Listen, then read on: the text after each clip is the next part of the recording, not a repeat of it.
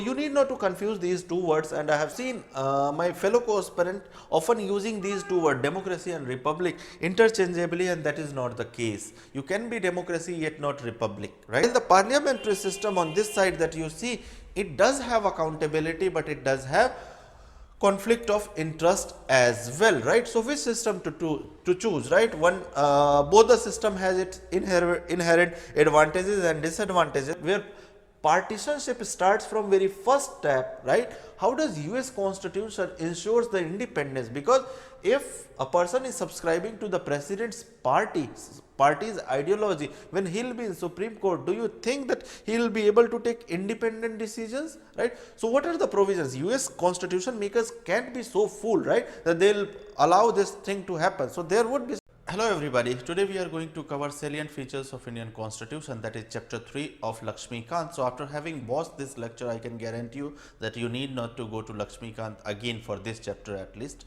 So here what I have done is that I have included in these features, I have tried to include portions from NCERT like class 10, federalism and other things as well. So wherever NCERT could have been included or NCERT terminologies, I have tried to include, right? So I'll let you know that after covering this lecture of whatever 1 hour or 1.5 hours it will take, right, what things you can omit, what things you need not to watch. So let us delve directly into the salient feature of the Indian Constitution. So what actually is salient feature? If you are asked to describe yourself that, okay, what is your salient feature? So would you describe your educational background or family background or what, or professional background, right? So anything that makes you stand out from the crowd, that would be called salient features of yours. And similarly, our constitution as well have certain salient features. So it ultimately depends on that how successful your life has been, and that many salient features you will have. So Indian constitution, right, this is very voluminous constitution, right, and so it has many salient features. We have tried to, rather Lakshmikant has tried to have 15 around salient features that we are going through, right? What will be our approach, right, while discussing these salient features? See, there are some salient features that you see on the left hand side, right? These salient, just let me grab the pen. So if you see the salient feature of what has been mentioned in the right hand side, one is fundamental right, DPSP, fundamental duties, then you have independent bodies, then you have 3-tier government. So all these things that I have marked in red, right, you will see that we have dedicated chapter inside in Lakshmikant, right? You have dedicated chapter on FR, DPSP, fundamental duties, independent bodies. So we will not cover these features at least extensively, because these things we are going to study anyway dedicatedly, right? So on these things we will have a light passes. As far as these things are concerned, right, lengthiest written constitution drawn from various sources, blend of rigidity and flexibility, parliamentary form of government, federal system with unitary bias, synthesis of parliamentary sovereignty and judicial supremacy, integrated and independent judiciary. So features like these will spend disproportionate amount of time, right? Whatever like drawn from various sources or blend of rigidities and flexibility. So for these things I have not limited myself to Lakshmikant itself, right? There have been inclusion from D.D. Basu as well. There have been inclusion from NCERT as well. When you will see that federal system with unitary bias, so here the examples that I have taken, right, you will directly see that it do have relation from NCERT. Similarly with integrated and independent judiciary, right? So at the end of this lecture I'll let you know that, okay, what NCERT, after covering this thing, what chapters or which class of NCERT of Indian constitution you need not to read. So I guess I have spent enough time on this slide. So let us move to the first salient feature of Indian constitution, and that is lengthiest written constitution. So it is actually lengthiest written constitution of the world, right? As far as US constitution, which was first modern written constitution in the world, you will see it is spread over only 7 articles and 4 pages. Can you imagine? Country of vast size like US has only 7 articles. Can you imagine this? 7 articles and limited only over 4 pages, while we do have 395 articles. Compare this, 7 article, 395 article, then we do have 22 parts and 8 schedule. Actually right now these things have changed. We do have more than 460 articles right now in Indian Constitution, and this 8 schedules has been extended to 12 schedules, right? So this is about, actually these datas are of original constitution that we do had in 1950 post its completion, right? So let us discuss what makes Indian Constitution one of the lengthiest constitution of the world. So first let us see the historical reason. So if you remember, while discussing 1935 Government of India Act, we had said that it was one of the 1935 Act, right? It was one of the lengthiest act of that time, right? And since Indian Constitution has borrowed 40 to 50% of the provision of in that act, right? Consequently, it will be lengthiest. It will also contribute to be lengthiest, right? Then second is geographical feature. Now go to the size of India, right? From Kashmir to Kerala, then Gujarat to Arunachal Pradesh. This vast size has also, because every state, every province, right, had certain special right. You go to the northeastern state, most of the state has been given some kind of special provisions, right? Similarly, you have other states as well which has been given some extended rights, right? So that is due to geographical reason also. Then comes to social diversity, right? We do have huge amount of ethnic diversities, right? We do have SCs, STs, right? And on account of this social diversity as well, our constitution has become the lengthiest. Then you have included even basic details of administration, right? How civil servants should be recruited, who can suspend them, who can recruit them. Things which could have been left to the basic wisdom of legislature, even those things have been included, and when we are going to that extent, you can imagine that what the lengthy constitution would be. Now the fourth factor, presence of legal luminaries, right?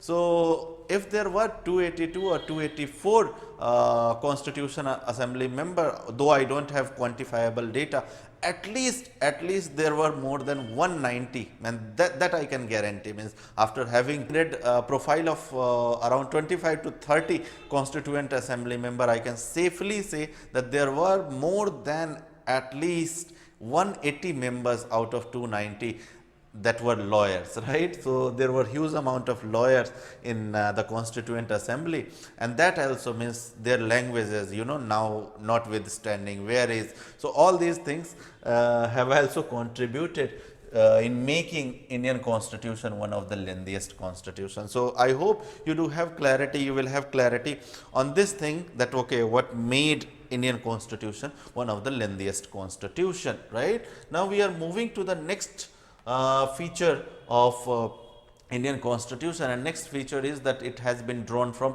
various sources. Actually this is not feature, this along with feature, this will become one of the criticism as well, that most of the Indian Constitution, most portions are the borrowed, but that will study that what criticism and what response Dr. Ambedkar gave to that criticism. As far as now is concerned, we will study this as part of salient features, right? So see, from United Kingdom, you will see that these many provisions have been borrowed, right? So president will be nominal head, that has been borrowed from United Kingdom. Then cabinet system of government, parliamentary type of government, means whatever feature that we had from 1935 Act or 1919 Act, those have been directly taken back, because we had previous experience of governance on those lines, right? So those things we have. So we post of prime minister, then bicameral parliament, remember bicameral parliament introduction in 1919 itself in the center, and then that was extended from center to state as well in 1935. Then council of minister we already had, then provision of speaker in Lok Sabha we already had, right?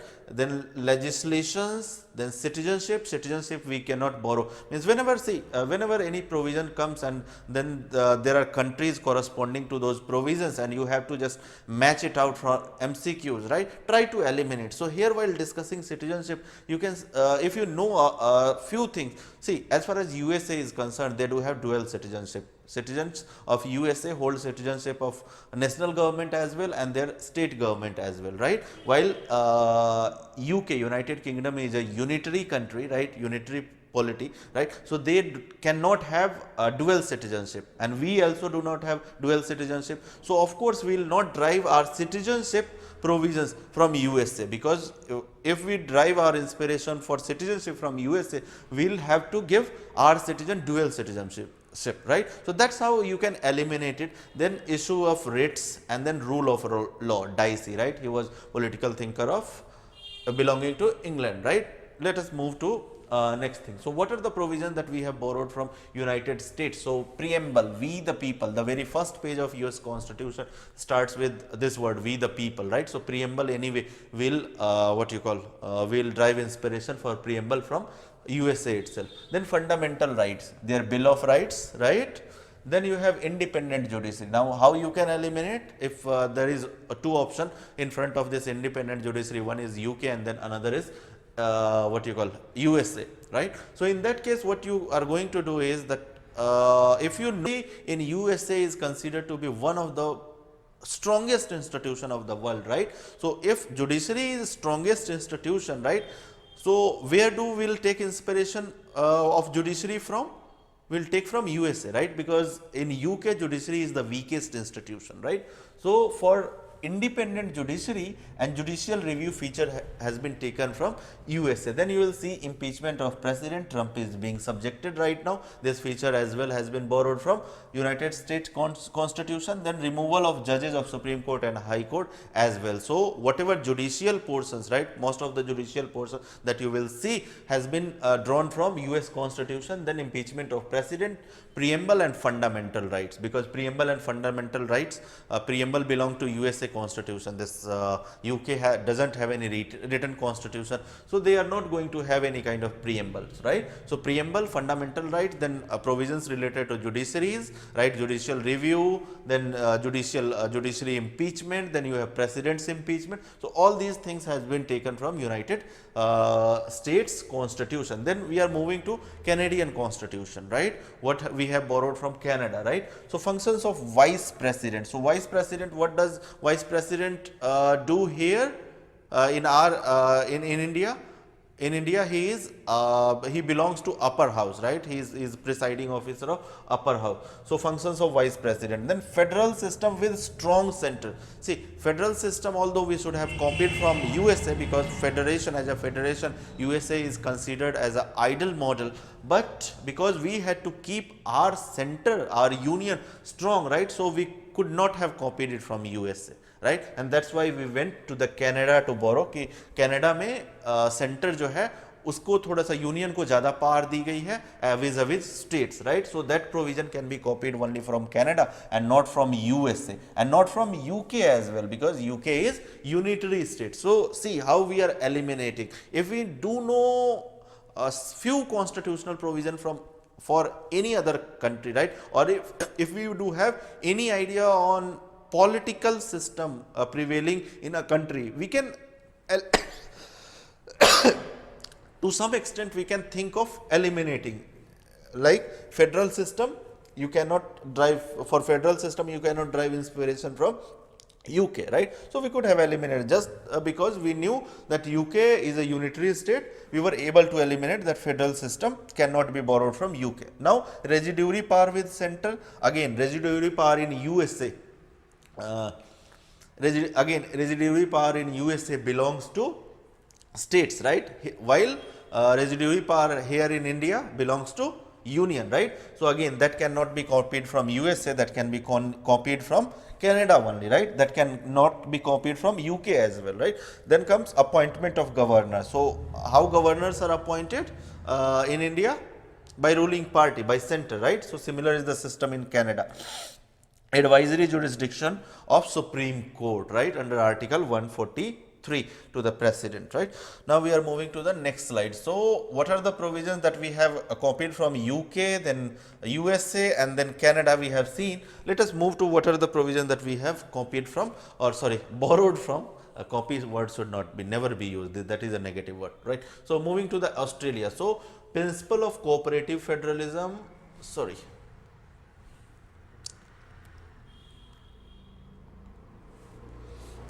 So principle of cooperative federalism, then freedom of interstate trade, trade and commerce, concurrent list, joint sitting of both houses in the parliament.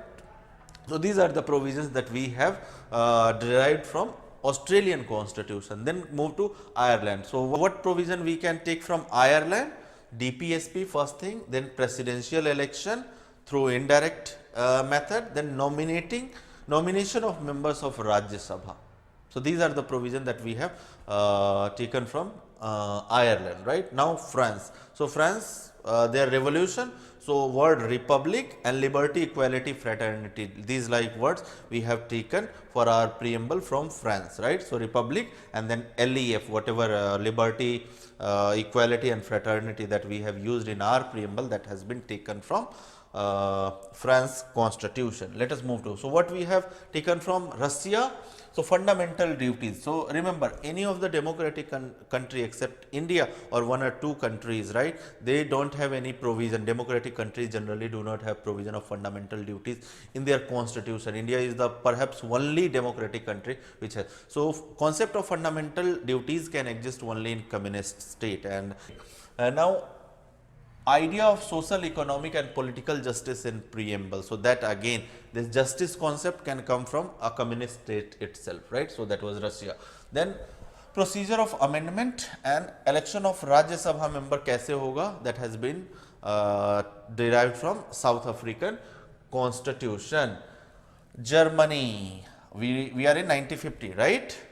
And Germany had already imposed, Hitler rather had imposed emergency provisions, right? And उसी का फायदा उठा के जो सारी power थी Hitler ने वो अपने पास ली थी, right? So emergency power, although our constitution maker were skeptical whether it should be derived from German constitution or not, Weimar Republic it used to be. So whether they were skeptical, but anyway, because Indian states at that moment, remember, was in a frugal state, right? So it was necessary that center should have some limiting powers over the state, and that's why we had to have emergency provision, and those emergency provision and suspension of fundamental right during that emergency was taken from German constitution. Then you have what are the provisions that we have taken from Government of India Act 1935. Role of federal scheme जो है, ठीक है, state and centre उस time भी थे 1935 में. Then role of federal judiciary, office of governor, right, emergency provisions and what you call public service commissions, and then administrative details, right? These has been taken from Government of India Act 1935. So this provision, I think from my assessment, is over, this salient feature actually, right? So this was actually a criticism that our constitution has been borrowed from multiple sources, and to which Dr. B.R. Ambedkar proudly said this, that Indian constitution has been made after ransacking all the known constitution of the world, and he was not very apologetic about this statement, right? Rather, he said this very proudly. So I hope this salient feature has been covered. Now we are moving to the next salient feature, and one of the next salient feature is that Indian constitution is called blend of rigidities and flexibilities, right? Means there are certain provisions in Indian constitution that you can amend easily. You means legislatures, and then there are certain provisions which are very difficult to amend, right? And that's why those provisions have been called rigid. That's why we are being described, salient feature of the Indian constitution is that it is blend of rigidities and flexibility. So here I have taken a US model, right? In US constitution, amendment is considered to be one of the difficult tasks, and that's why there have been not more than 27 amendments in 230 years of the constitutional history of United States of America. So here I have taken example of USA, that अगर USA को constitutional amendment करना होता है तो वो कैसे करती है. तो let us see USA model, thereafter we will see Indian model, और कुछ और चीजें मैंने इसमें इंक्लूड की है, we will see that as well. So see US में जो कॉन्स्टिट्यूशन का अमेंडमेंट होता है, नेशनल गवर्नमेंट भी इनिशिएट कर सकती है and that can be initiated by state governments as well. जब जस्ट प्रोसेस का थोड़ा सा डिफरेंस है. So let us go into the slide and let us try to see कि कैसे जो अमेंडमेंट का प्रोसीजर है. तो सबसे पहले देखते हैं कि नेशनल गवर्नमेंट ने अगर अमेंडमेंट करना है, so what steps they will have to carry out. So even to propose, look here, so even to propose any kind of amendment, Congress will have to have 2/3 of the members approving that amendment. Once 2/3 of the Senate and House of Representative, that is lower house, right? If 2/3 of the both the houses has approved that amendment will be sent to state legislature. So how many states USA has? 50 states, right? So that will be sent to 50 states, and if 3/4 of, just a moment, let me put it here. Okay, fine. So if 3/4 of the state legislatures approves that amendment, that okay, whatever amendment you as a national government has done, right, we do agree with that amendment, then that amendment will be successful, right? Means that amendment will be passed. So this is about when national government want to initiate that amendment. What if the state government want to initiate the amendment? So this is the procedure. If state government has to initiate any kind of amendment, so 2/3 of the, suppose say California or Oregon for that matter, right, wants any kind of amendment, they do feel that this provision of the constitution is not appropriate and we as a group want to go for amendment, right. So Oregon will have to convince at least 2/3 of the states, right, and if 2/3 of the states agree to move any kind of, अभी just move होना है amendment, right. So अगर 2/3 states agree कर रहे हैं, then they Oregon can approach or California can approach Congress to request to call for a national convention, right. So 2/3 अगर states की request आ जाती है कांग्रेस के पास, Congress is mind you the parliament of United States, right. So अगर कांग्रेस के पास 2/3 members, 2/3 state legislatures की demand आ जाती है कि yes we want amendment, right. So they will call national convention. So they will call national convention, right.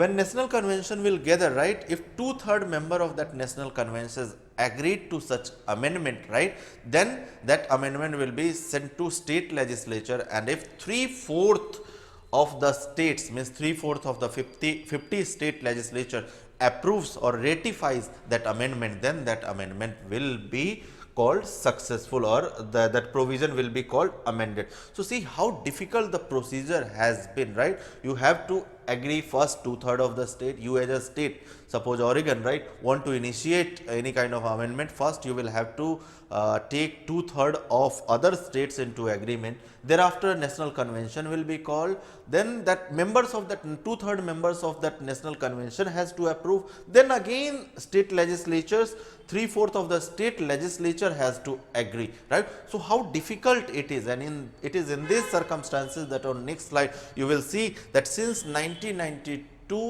there have been no amendment passed so far. Since means 27th amendment that was passed, that was in 1992, right, and only 27 constitutional amendment has been passed in 230 years of US constitutional history. Now here is the screenshot from chapter 10 of what you call Lakshmikant, right. So how we can amend our constitution, this is screenshot from there, right.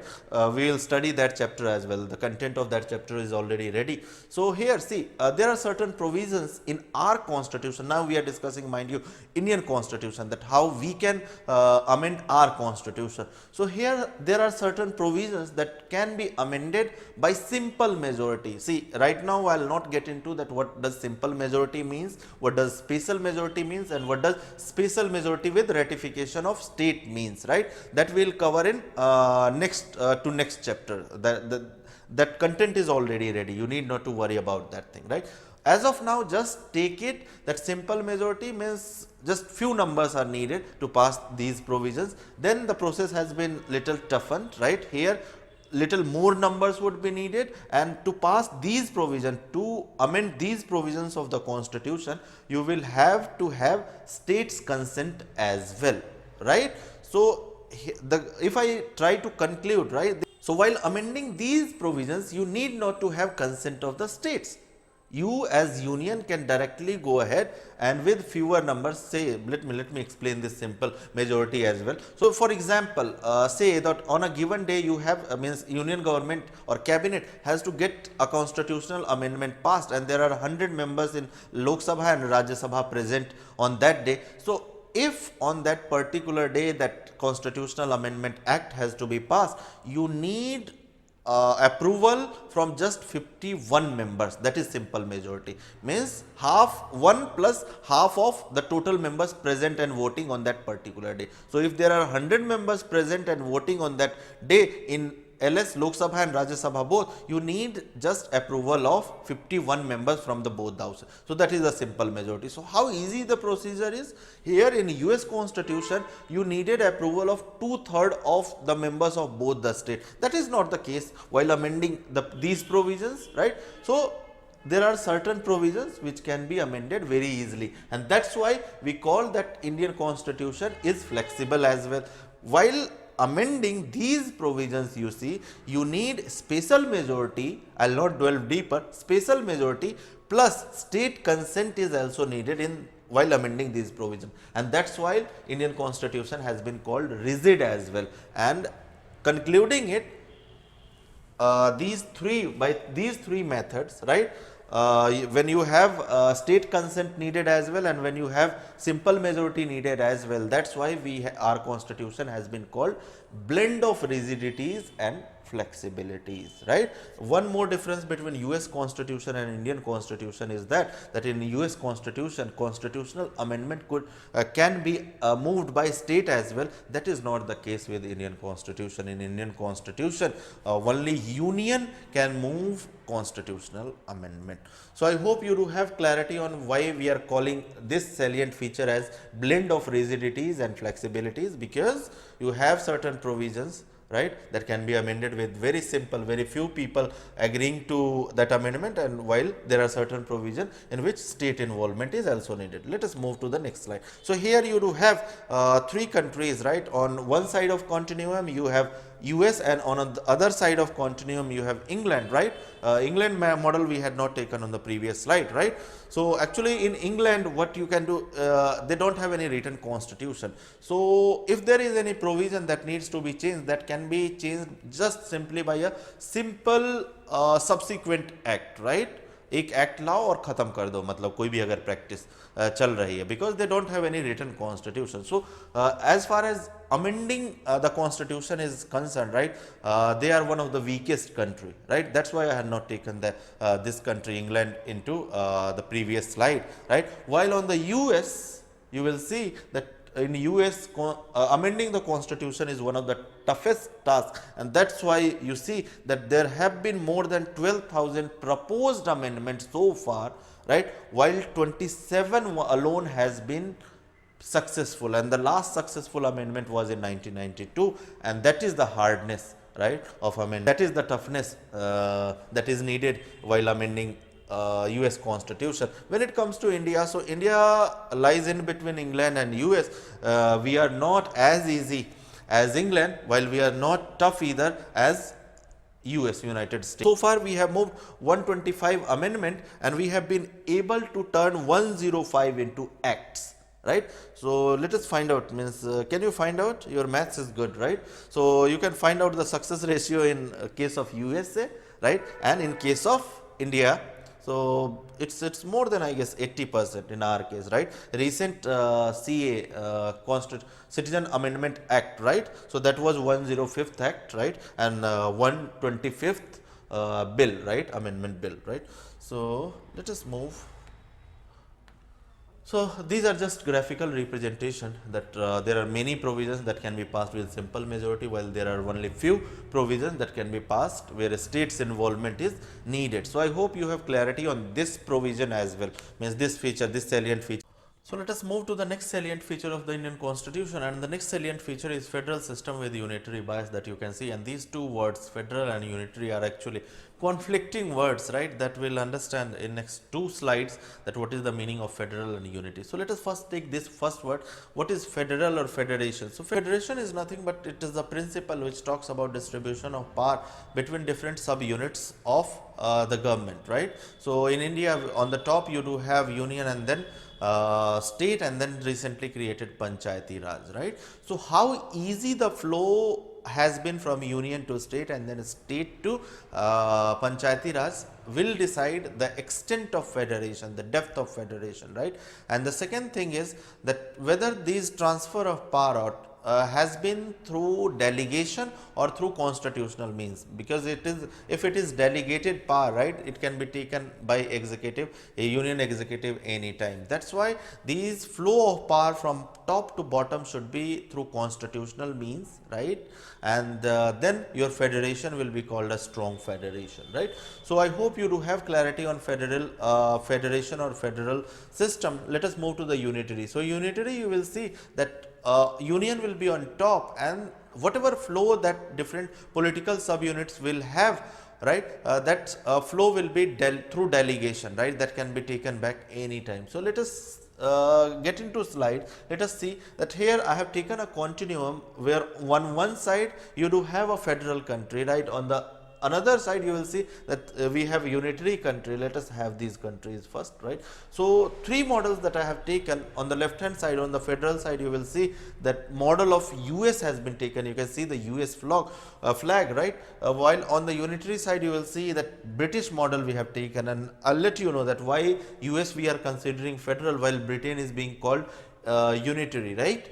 So you see that in Constitution of United States you have only one list. Remember the 7th schedule of Indian Constitution, we do have three lists: union list where you only union can legislate, then you have state list where state can only legislate, and then you have concurrent list where both can legislate, and residuary power which is not mentioned, right. So whatever residuary powers are there, residuary subjects are there, on that residuary list only India will union will legislate, right. So here in case of USA, as I told that they do have only, their constitution do have only one list, that is union list, right. So union's powers has been defined, and whatever residuary subjects has been, those residuary subjects has been assigned to states, and a state has been called that you will legislate on these subjects, right. When we will come to, and that's why this country has been called truly federal in spirit, right, because whatever residuary powers are there, right, a maximum number of power, let me tell you, has been given to the states, right. In India, when we'll take the example, I'll let you know that how many subjects union is going to legislate and how many subjects state is going to legislate, and then perhaps you will understand that what difference in federation, number of subjects that different political units is administering, what difference does it make to the depth of federation, right. And that's why we are calling US as truly federal country. We'll see in the next slide that as well, right. So we were moving to unitary country, that is Britain. So Britain, you see that they don't have in first place they don't have any written constitution, right. The subunits that you can see is subnational government and then metropolitan city. So Scotland, Wales, England, right, these like countries are their next subnational government. These are called subnational government. In UK, United Kingdom is actually combination amalgamation of these four countries actually, right. North Ireland, then you have Scotland, Wales and England, right. Thereafter you have metropolitan cities, right. So union does have hold the power, whatever power has been extended to these subunits, that is through delegation. They don't have any actual constitutional delegation, right. It is just an executive delegation, right, that can be taken back anytime, right. And that's why UK, United Kingdom, has been called a unitary state and not federal state, right. So where does India lie? India actually lies somewhere in between, right. Here you do have three political constituent, and on the top you do have union, then you have state, and on the third layer in 1993 and we created Panchayati Raj through 73rd 74th amendment, right? So here you will see that we are being called, we are neither truly federal, we are neither, although our constitution call ourselves federal, though federal word has never been used, right?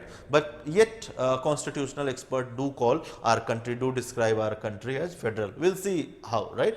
So we lie somewhere in between, right? We are neither truly federal as US, neither we are unitary as UK, we lie somewhere in between, and let us see how we do lie, why we do lie somewhere in between on the next slide, right? So here I have omitted, on this slide I have omitted United Kingdom, because United Kingdom was a unitary state and we should always strive to be better, and when we are being described as a federal country, our tendency should always be to move towards US, which is a true model for federation, right? So NCERT, will go back to NCERT chapter 2 class 10th on federation. It has used two terminology, one is holding together state and another is coming together state, right? So for United States it has used coming together union, right? Why? Because if you remember, when United States got independence, a group of 13 or 14 states came together, they decided to pool their sovereignty, made a union, gave some powers to union which could have brought uniformity in the laws, right, like defense, communication, foreign relations. Those necessary power were given to union, right, and the rest of power states kept with themselves, right? So in coming together union, what you will generally see,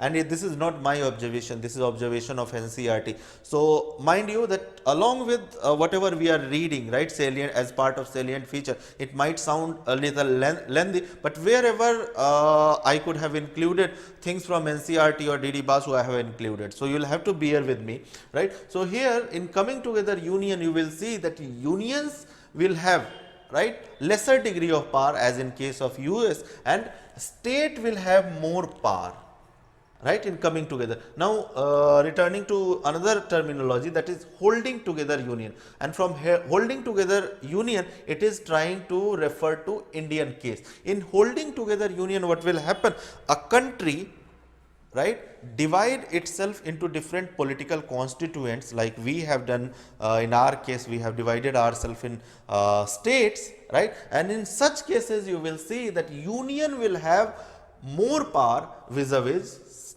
states, right, and that is the reason, because in a federal country, the principle of federation appeals that states, means lower constituent units, should have more powers, right, while upper constituent units should have lesser and only necessary power, very necessary power, right, and that's why we are not that federal as United States, and that can be evident by this factor as well, that in 7th schedule we do have 3 lists, union list, state list, concurrent, here I have not mentioned, right. So in union list you see how many numbers of items are there. You do have 100 subjects on which union alone can administer. When it comes to state, you will see that they have been given only 61 subjects on which it can dedicatedly legislate, right. So here as well you can see that which constituent unit of our union is more powerful. Union is more powerful, right. Concurrent list as well, the third list, right. On the third list you will see that both can legislate, right, and residuary power, mind you, in case of US belongs to state, while residuary power again in our case belong to us. That we are going to see next, right. So here you see that as we already discussed, that US constitution has only one list, that is union list, and residuary power in their case belongs to state, while in case of union India, you will see that 7th schedule does have 3 lists. One is your union list, union alone can legislate, state list, state alone can legislate, then you do have concurrent list where both can legislate, and then if there is anything left which constitution maker in 1947 to 1950 could not think, right, those subject from time to time you will call residuary list or residuary power, and that will belong to union. So in every attempt has been made to keep union in our case strengthened, and the reason might lay in, although many people, many constitutional experts can criticize it, but from my assessment and from pro-constitutionalist experts, right, their assessment as well, that India in 1947 was in very political frugal state, right, and in those kind of state when you are in, right, you will try to make union strong, right, because you had state running here and there negotiating with Pakistan, trying to remain independent, you had princely states, so many that had to be brought together. So in such states, right, it's not like USA, right, where different states fought together and they decided to come together, right. That was not the case while we gained independence. We had princely states which were trying to negotiate the terms with Pakistan and India as well. So in such situation, it was obvious that union to have more power, right. So let us move to the next thing, right. So and it is for this reason that we have not been, means where union is strong, right, and it is for this reason we have not been called a truly federal country. And one constitutional expert, you will see, K.C. Bhere, right, he has described our constitution federal in form but unitary in spirit, and he has taken a word that is quasi-federal, right. So we are neither federal nor unitary. Remember the continuum we had created on the first slide, right. So on the one side you had federal and on another side we had unitary. So we lie somewhere in between, and that's why he has described us quasi-federal, right. In between means we are not that federal, right. Then Maurice Johnson, you will see that he has described our federalism as bargaining federalism, right. Let us move to the next slide. And that I have put up two legends there in yellow, means I'll put up words, right, I'll put up features, right, and then we'll discuss that what that feature is, right, like here what written constitution is, and then I'll raise question that okay, after having explanation, right, what do you think that whether it is federal or unitary, right. I'll take a gap of 1 second and thereafter I'll reply, right. So these yellow strip will go behind if it is a federal feature, that like written constitution. If it is a federal feature, yellow strip will pop up behind this, and if it is a unitary feature, blue strip will pop up, right. So let us start this. So written constitution. So written constitution from my assessment is a good thing, right, because written constitution divides the power, right, leaves no scope for any kind of infighting, right, and that's why written constitution in a federation is a good thing to happen, right. So it should be federal feature or unitary feature. From my point of view, it should be federal feature. Yellow strip, federal feature. Let us move to the next point. So role of governor, right. So role of governor in recent times has been point of feud, right. So ruling party often means party in government, right, that is ruling party, often do appointments on political requirements, right, and these people, these governor has often tried to destabilize governments ruled by opposition parties, right. So this post will be considered a federal or unitary feature. This feature unitary, I guess, unitary, right. Next feature, all India services. So we, right, IAS, IPS, right. So we are recruited by center, right, but given to different states, and discipline, when it comes to disciplinary measures, right, or termination, right, it will not be done by states, right. It will be, although our salary is being paid by states, but major disciplinary decisions they can transfer us from one district to another, right, but when it comes to major disciplinary action or termination like thing, they'll have to go to center, right. So is this a federal feature? No, it's not federal, because federal features talks about strengthening of lower subunits, while in this case your lower subunit is requesting you, means union, कि भाई आप इनको वो करो, disciplinary action low. So this from my assessment should be unitary feature, good. Next feature, no territorial integrity. So in our constitution, right, unlike US where states are indestructible, union can change boundary or the name of any states, right, anytime, right. So they don't have territorial integrity. So should this be considered a federal feature?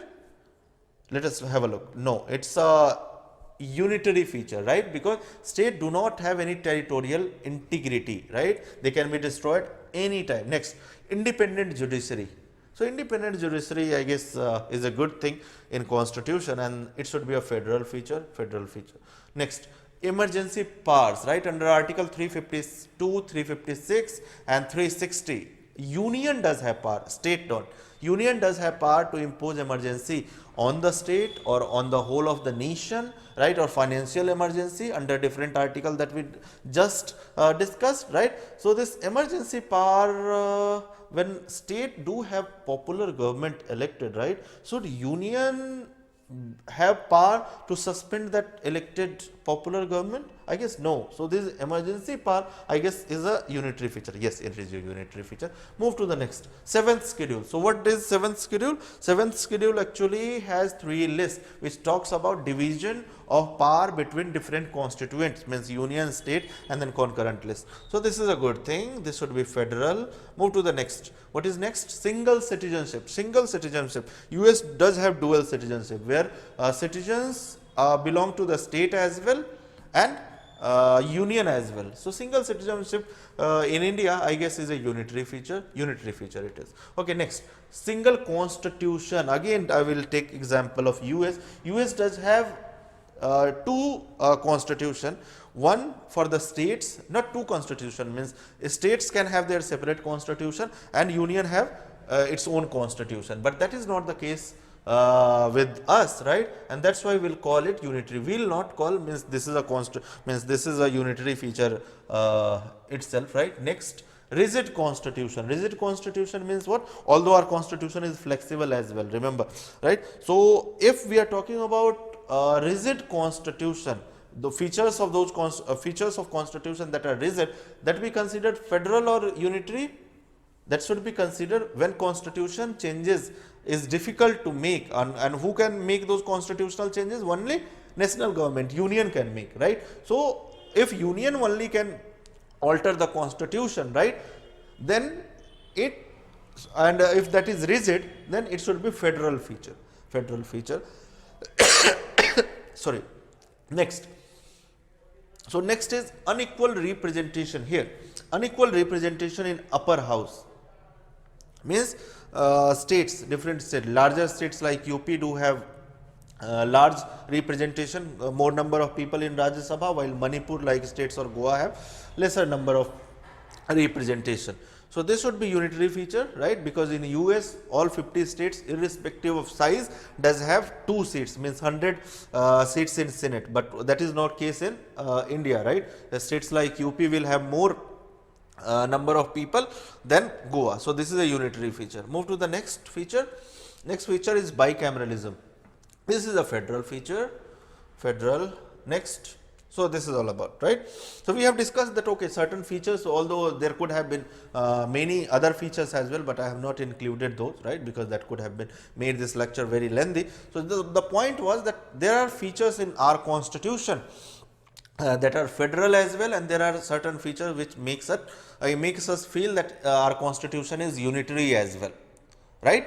So, that is why the salient feature of our constitution is that it is federal with unitary bias. So, here I have done, what I have done is that I have taken that list on one side, federal features one side and unitary features at one side, right, and I have tried to show this on this weighing scale, right. So, here you see that looking at these features, when we look at these features, we see that, okay, our country is very good, right, it is federal, but when we see on this side, right, you will see that it gives a unitary sense, right.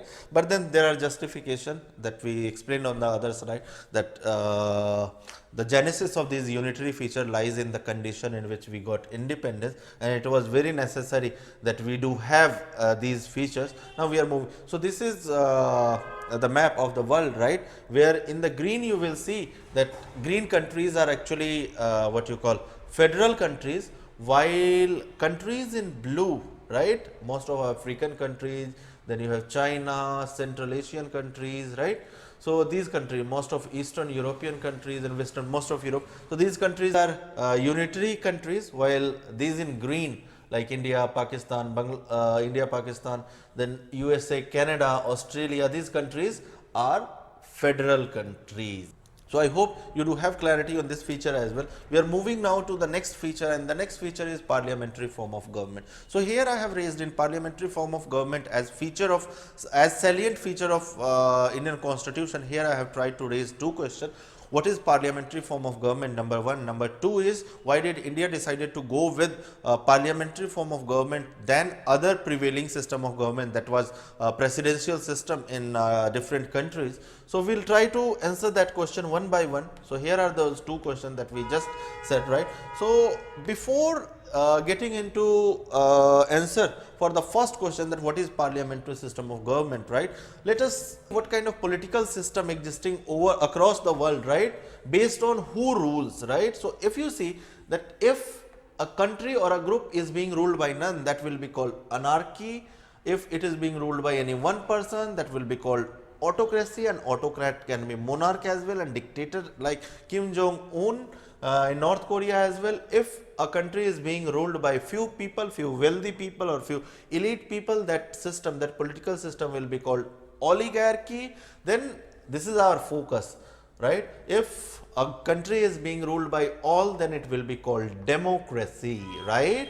And then democracy can be of two types. One is direct democracy and another is representative democracy. Tools of direct democracy, you will already have idea on referendum, initiative, recall, right? So these like tools. But remember, this direct democracy, because of the features that we just discussed, right, cannot be practiced in country like USA or India, like, because we are a big country and we cannot even think of recalling, right?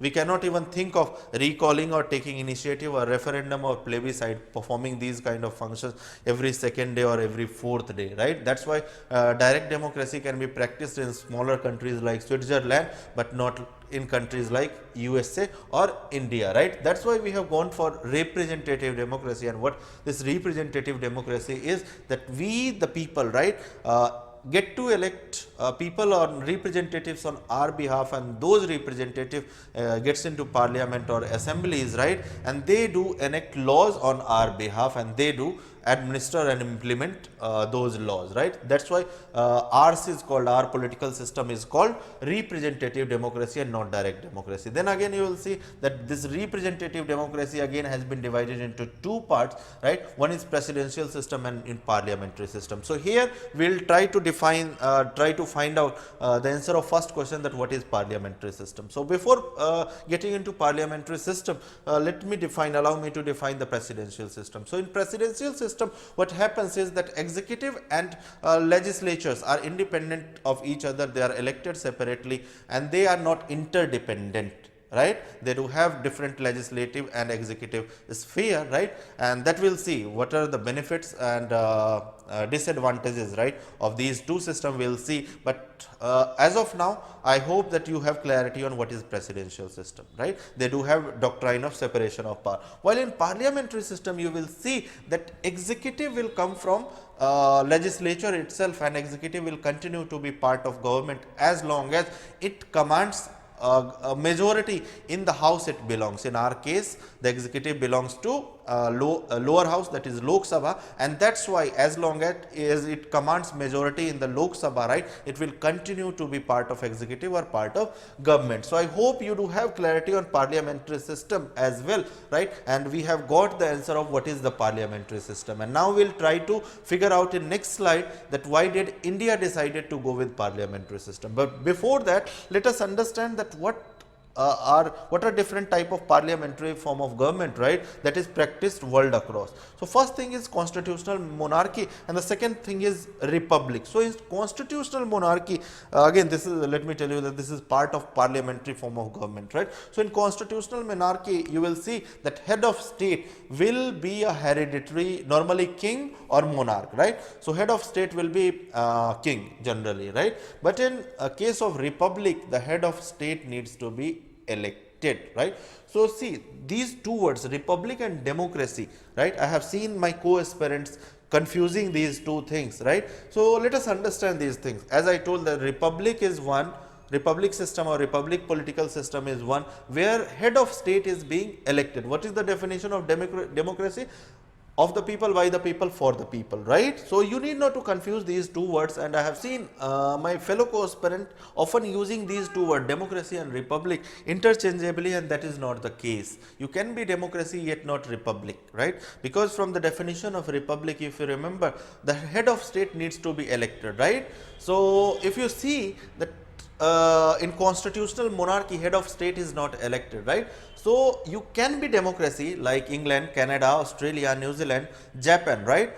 But yet not republic, right? Because in these cases, these countries that we just named, right, their head of state is unelected, right? They are hereditary monarchs, right? But in case of USA, India, right, you will see that our head of state, that is president, they are elected, right? So we are India is democracy as well and republic as well, while Canada, Japan, UK, Australia, they are democracy, but they are not republic, they are constitutional monarchy. So I hope you do have clarity on these two words. Now we are moving to next slide. See, this was actually definition of explanation of presidential system, where legislature and executive, you heard doctrine of separation of power, they are elected separately and they don't have any kind of overlapping, while the next you will see is a definition of parliamentary system that I had already explained, where executive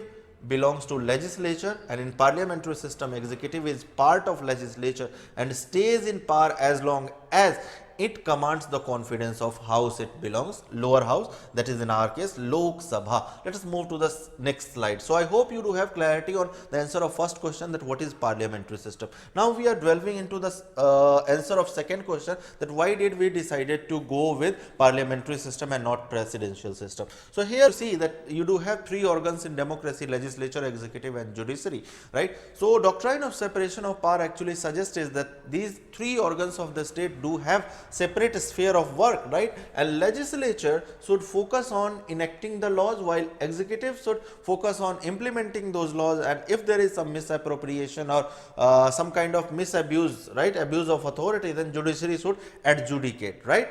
But generally this does not happen, right?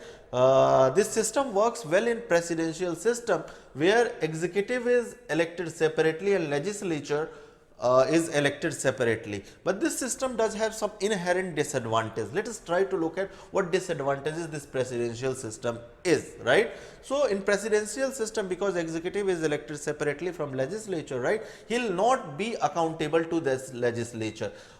Also you will see that president means presidential system, if we take example of USA, president is free to choose anybody, means even industrialist, a lawyer outside Congress, his cabinet member, right? And this happens, means whenever president, or whether it be Barack Obama or Trump, right, he most of the time they have chosen their cabinet member, including vice president, outside the Congress, right? And that's why they do not have any kind of dependency, and they the members which has been chosen by Trump, why they will be accountable to the legislature, right? So accountability you will find missing in this case. But one positive thing that this presidential system is that it does not have any kind of conflict of interest as well.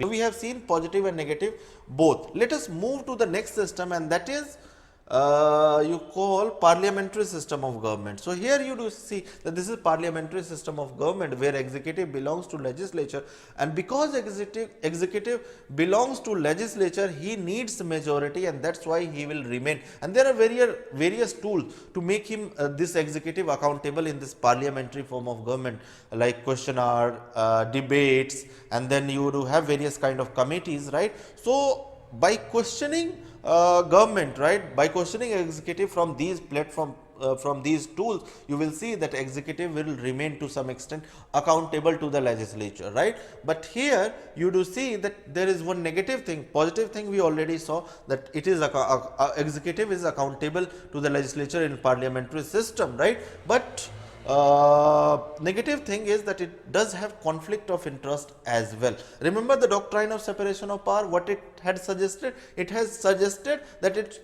both or all three bodies should have separate sphere of work, but that is not happening here. Executive, because executive is part of legislature as well, so this executive will participate in law making as well, and same executive will implement that law as well. So that's why this system has conflict of interest as well. So both the system that we saw has one positive and one negative, right? This system, presidential system, if you see, has no accountability, but it does not have conflict of interest either. While the parliamentary system on this side that you see, it does have accountability, but it does have conflict of interest as well, right? So which system to choose, right? One, both the system has its inherent advantages and disadvantages, and that's why we'll weigh both the system, right? And we'll try to see what which system suits to our need, right? So here we decided to go with parliamentary system. And why parliamentary system? Let us see this weighing scale and let us try to find out, right? So what advantage presidential system, if you remember from the previous slide, what advantage it was offering? It was offering as that it had separation of power, right? But then it did not have accountability as well.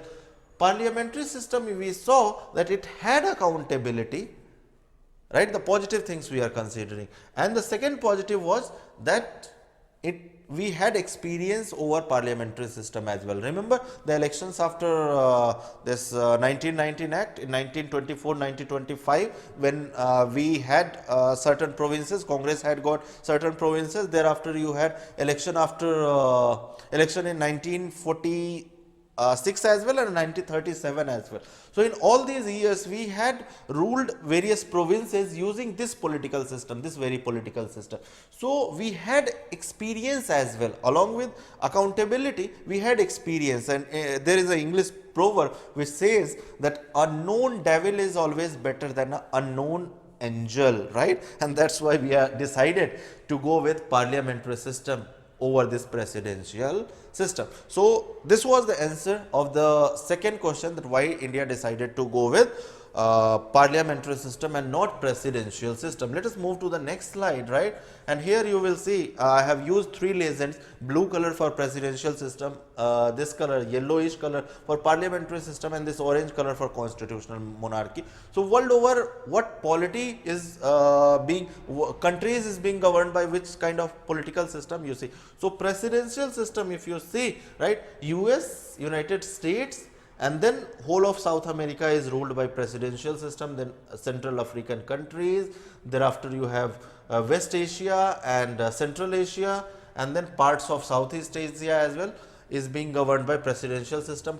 Constitutional monarchy, you see, Canada, England, NFS countries, then you have Japan, New Zealand and Australia. These are being ruled by constitutional monarchy. And if you see, parliamentary system is being practiced in most of the European nation, then India, then Pakistan. So all these countries are being. So I hope you do have clarity on this salient feature. Now we are moving to the next salient feature, and next salient feature you will see is synthesis of parliamentary sovereignty and judicial supremacy. So what this thing signifies? See, actually the thing is that there are countries where parliament alone is very supreme and judiciary is in meek positions, right? While there are other countries where judiciary is very strong and parliament vis-a-vis is a weaker, right? So we'll see those two models as well.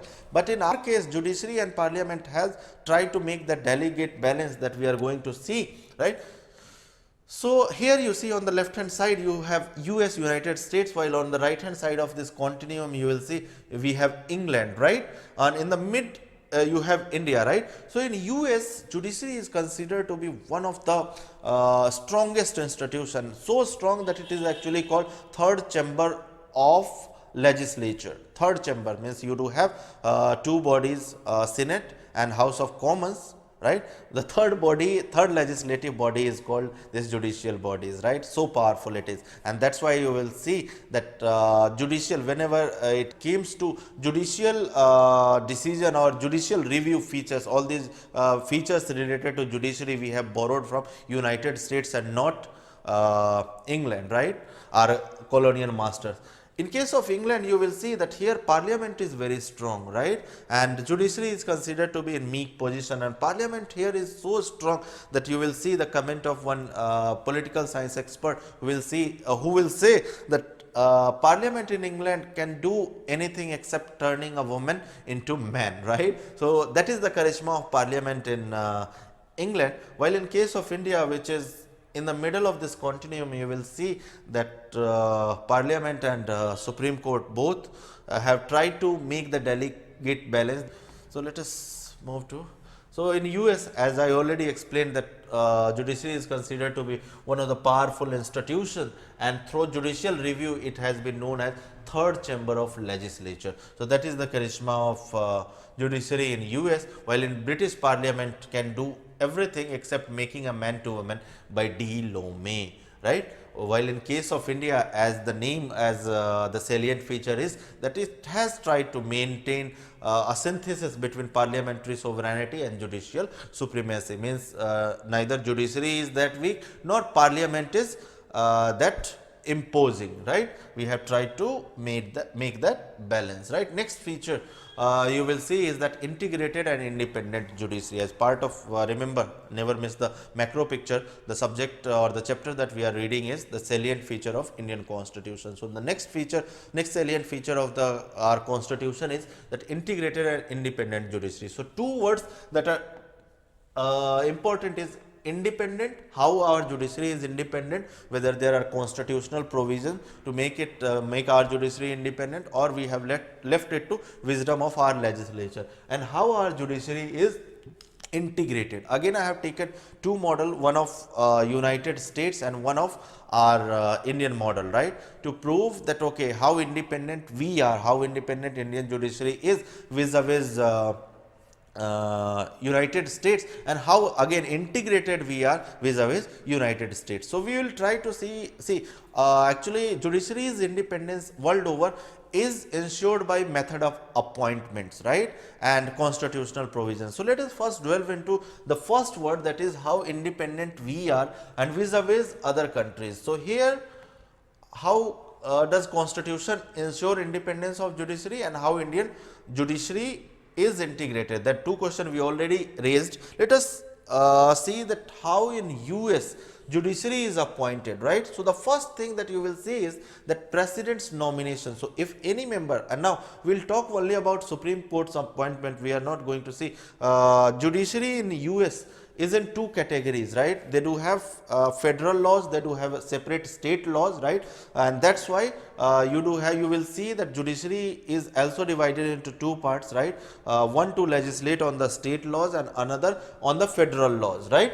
So here we will talk only about Supreme Court, right. So in Supreme Court, you will see for the appointment in Supreme Court, right, a person or a candidate has first to be nominated by president nomination, and biasing actually starts in US Supreme Court's appointment directly from here. So here you will see that if Republican like Trump is Trump belong to Republican Party, right. So he will appoint person who do subscribe to the Republican conservative ideology, right, and this is not something that Trump only alone is doing, right. It has been done by Obama as well. It has been, means this is the culture of US, right, that has developed over a period of time. So president generally nominates person belonging to or subscribing to their ideology, because if you remember, we had discussed that judiciary is one of the powerful institution in the US, and that's why you will see that every president will try to have more number of Supreme Court judges on their side, so that when they do want to pass any kind of law, right, judiciary doesn't hinder or judiciary doesn't come across their way, right. So biasing, as I told you, that starts from very first step, right. So president nominates, right. Thereafter, once president has nominated say 2 member or 3 member, he will send those recommendation to the Congress. Congress, if you remember, is the name of the parliament, right. So they do have a judicial committee, right, which consists of members from different parties. They will have members belonging to Democrat, they will have members belonging to Republican, right. So if that member is biased, the nominated member subscribed to the ruling party, means president party, right, So if he will be selected or not, that will be decided by the composition of the judicial committee here, right. So if that judicial committee is dominated by party members of the president, right, then that person nominated will have a easy walk, and the third step will be that president will finally approve. If Congress gives a that judicial committee of that Congress gives a go ahead thumbs up, right, then the president will administer oath and that person will get into Supreme Court. But the process get difficult if this judicial committee of Congress, right, is dominated by opposition parties not belonging to the president's party, right. In that case, only those members will make to the way which are neutral, right. If they are partition and the judicial committee is dominated by members belonging to the opposition party, that is Democrats right now, then that nominated member perhaps will not be able to make through till here, right. So you understood the process, right. Thereafter finally the president will administer the oath and he will get into the SC, Supreme Court, right. So that's the process of appointment, right. One thing that you see here is that what are the conditions, what are the qualifying criteria that a judge should have to be in US Supreme Court, which is considered to be one of the powerful court. So in Constitution they have not provided any kind of educational requirement, they don't have any age requirement, and the professional qualification that we do have, like 7 or 10 years of experience as a practicing lawyer or in high court judge, right. So those kind of technical or professional qualification has not been mentioned in into the Constitution, and consequently you will see that there have been times when a 32-year-old non-graduate entered into the Supreme Court, right, because of this ill thought, I'll say ill thought, right, ill thought mentioning of these things, right. So how does, if these are the things where partisanship starts from very first step, right, how does US Constitution ensures the independence? Because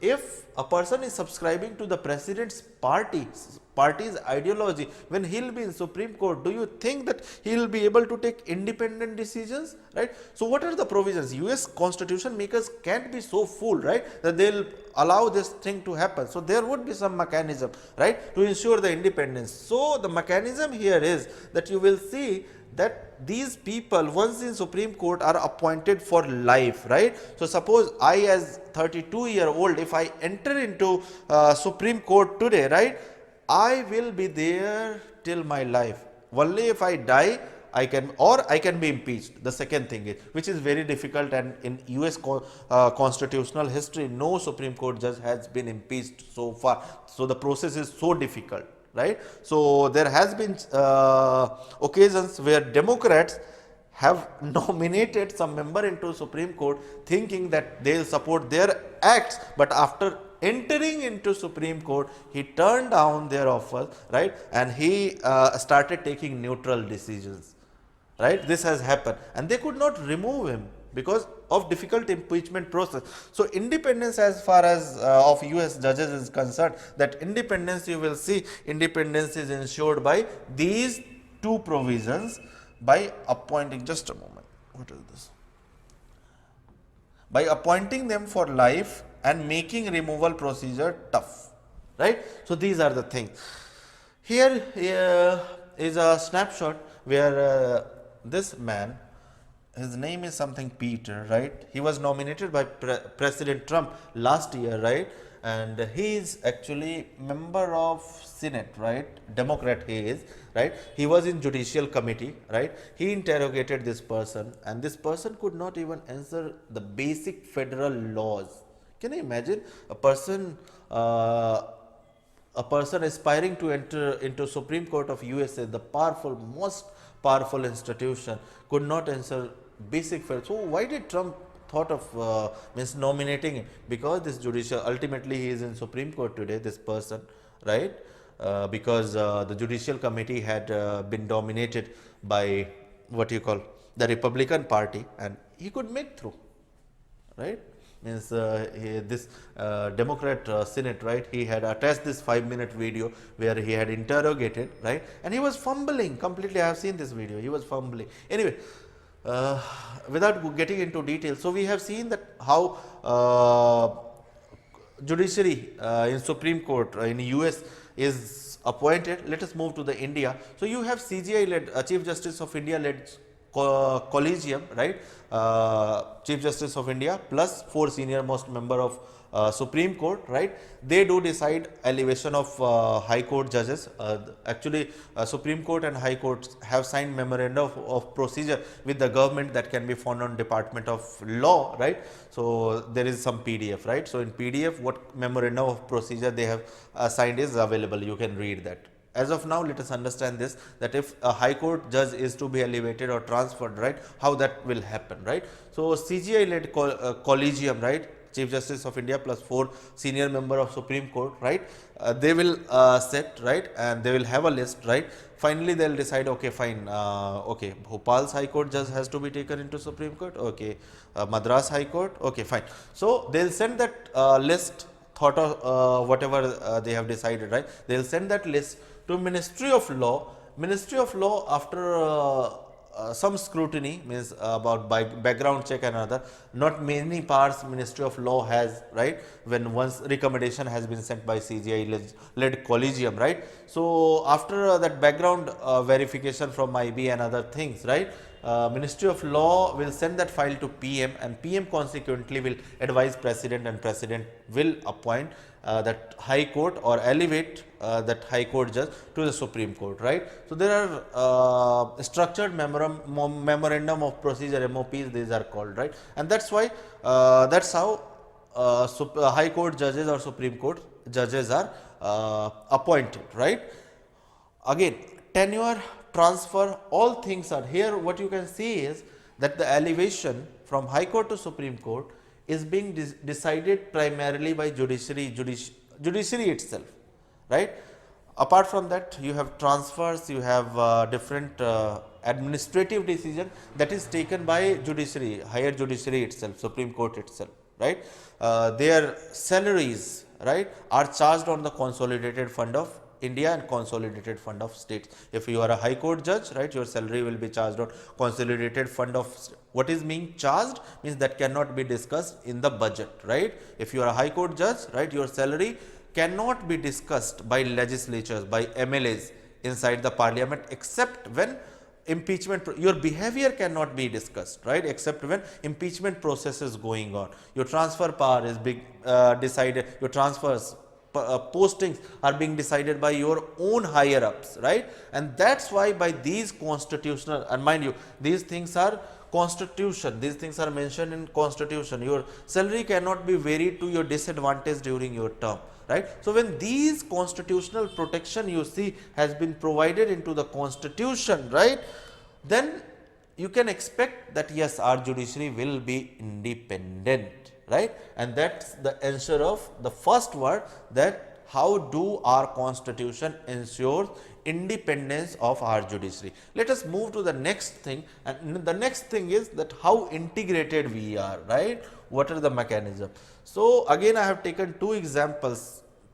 In US, as we had already discussed, they do have 2 sets of court, right. They do have separate federal laws and they do have separate state laws. Similarly, they do have courts to administer state subjects and court to administer federal subjects, right. So here you see on this side you have district court and circuit court of appeal.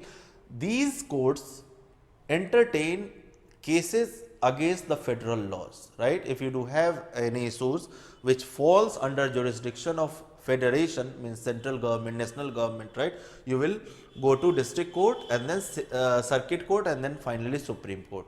But if there is a normal case of murder or some civil cases, you will get into the state courts, right, and this is the structure of state court, right. So here the judiciary, means concluding this, the judiciary in US is not integrated. They do have separate laws to administer the state subject, separate laws to administer the federal subject. But that is not the case in India. India, you see the pyramidal structure where you do have lower courts at the bottom, subordinate courts at the bottom.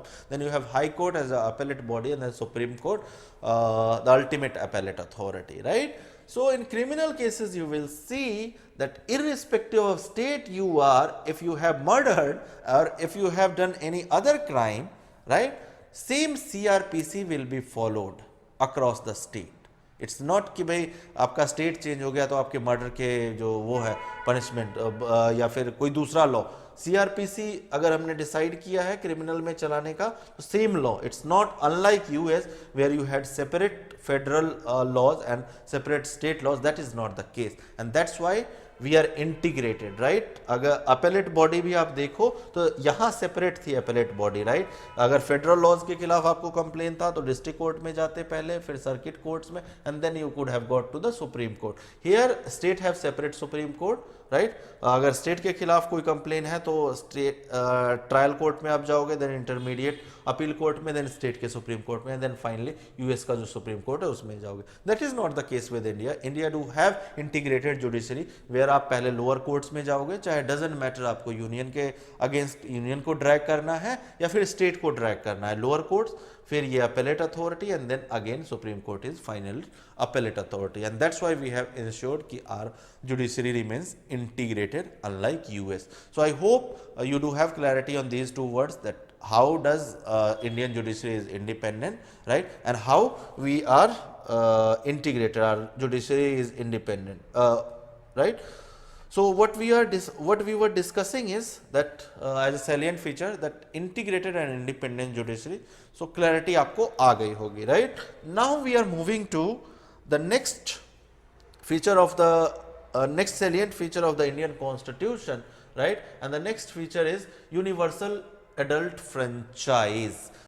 So now let us discuss universal adult franchise, and it is from my assessment one of the marvelous feature, salient feature, one of the most important salient feature of Indian Constitution, because आप US की constitutional history और political democracy का जो evolution है Vij अविज political rights आप देख लो, women's को बहुत लेट, हम लोग देखेंगे अभी डेटा जो है किस ईयर में मतलब यूएस ने एक्सटेंड किया है, किस ईयर में यूके ने एक्सटेंड किया है, and with considering the level of illiteracy that we do had, right, in 1947 1948, right, only 12% of the people were literate at that time, right. बहुत सारे कॉन्स्टिट्यूएंट असेंबली के मेंबर्स ने रिजर्वेशंस अपनी express की थी कि भाई considering this level of illiteracy and poverty we should not get into this universal adult franchise. उस टाइम 1935 के एक्ट से around 15% people were franchise, and कुछ CM member constituent assembly members का मानना था कि हमें मतलब इस 15% को मैक्सिमम 30% कर दो, 35%, but at one stroke we should not go for universal adult franchise. But Dr. Ambedkar, right, and Aladi Krishna Swamy Iyer, right, they vehemently opposed their views and sided with this universal adult franchise, because Dr. Ambedkar का जो view था, he used to say कि democracy and voting right are inseparable. अगर आप अपने adults को voting right ही नहीं दे रहे हो, right, then what is the point of democracy? Democracy का क्या actual meaning is for the people, by the people, of the people, right? So if it is all about people and the same people is not being included, and argument आप क्या दे रहे हो कि illiterate है, and illiterate है, then it becomes more important, ताकि उनको at least एक पॉलिटिकल राइट तो आप मिले.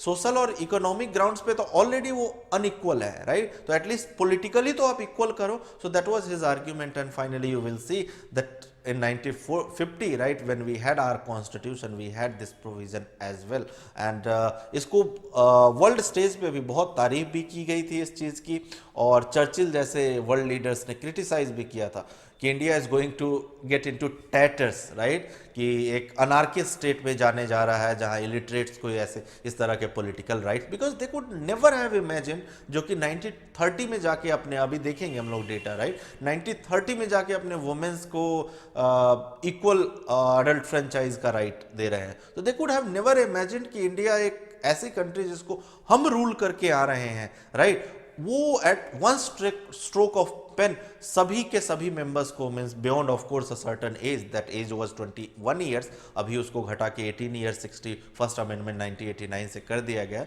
तो they could have never imagine कि भाई at one stroke of pen that can be done, right, but that happened, right. So let us move into the slide, right, and here you see that in case of USA they had to do 19th amendment in 1920 to extend this adult franchise to their women. 1920, 70 76 में आप आज़ाद हो रहे हो and you are taking more than 240 years, right? 240 years, I am correct, means more than, safely say 200 years you are taking, right, to enfranchising your women, and then you claim to be developed countries. Wow, right?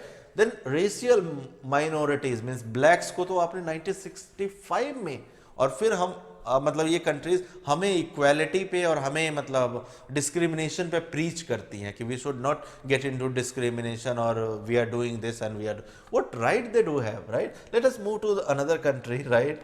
England, right? Our colonial rulers, तो उन्होंने अपने women को कब right दिया?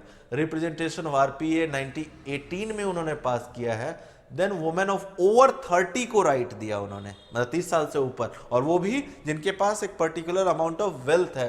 Then again उनको 1928 में एक amendment लाना पड़ा रिप्रेजेंटेशन ऑफ पीपल एक्ट में, और तब जाके ये 30 से जो एज है 21 हुआ, right? 1928 में, can you imagine, right? So we are far more politically developed when it comes to enfranchising our adults, women, racial minorities and weaker section, because एक झटके में हमने सभी को मतलब वो पॉलिटिकल इक्वालिटी जो थी वो एक्सटेंड की है। Then comes to France, right? European, other European countries, women को 1945 में, Italy in 1948, Switzerland in 1971. Come on, right? So this is the state of affair when it comes to मतलब women and racial minorities को हमेशा एक weak, मतलब it's not कि भाई it is something unique to Indian society itself for which we keep criticizing and keep feeling ourselves guilty कि भाई women को मतलब हम ही degraded position, तो it's not, although it is not again justification कि भाई हमें मतलब वुमेन को डिग्रेडेड पोजीशन में रखना चाहिए। These are not justification, I am not justifying, but yet means world across ये चीज़ें होती रही हैं। That is my point, right? India in 1989 मतलब रिड्यूस किया एज को, 21 वोटिंग एज था, राइट? जब हमने 1951 में एडल्ट फ्रेंचाइज लाए थे हम लोग, राइट? तो 21 एज था, जिसको घटा के 18 कर दिया गया through 61st amendment. So this is about your universal adult franchise. Now we'll get into secular state. So the next feature that we are going to discuss is secular or secularism. India's secularism, conception of secularism has been completely different from secularism conception of West, which talks about complete separation of politics or government with the religion, right? That is their conception, which talks about mutual exclusion, right? But India, understand, in 1950 when India came into existence, independent India, right? So it was deeply religious country and we have been religious since ancient times, right? And we had certain bad practices in our religion as well. That's why state को जो है religion से अलग नहीं किया जा सकता था। इट वॉज नेसेसरी कि स्टेट जब ज़रूरत हो, राइट? फंडामेंटल राइट्स में हम लोग इस चीज़ को डिटेल में करेंगे कि भाई मतलब कितने रिलीजियस राइट जो है इंडियन सिटीजन्स को दिए गए हैं और किस लिमिट तक स्टेट पब्लिक ऑर्डर, मोरालिटी और हेल्थ ग्राउंड्स पे कैसे स्टेट जो है इंटरफेयर कर सकता है, right?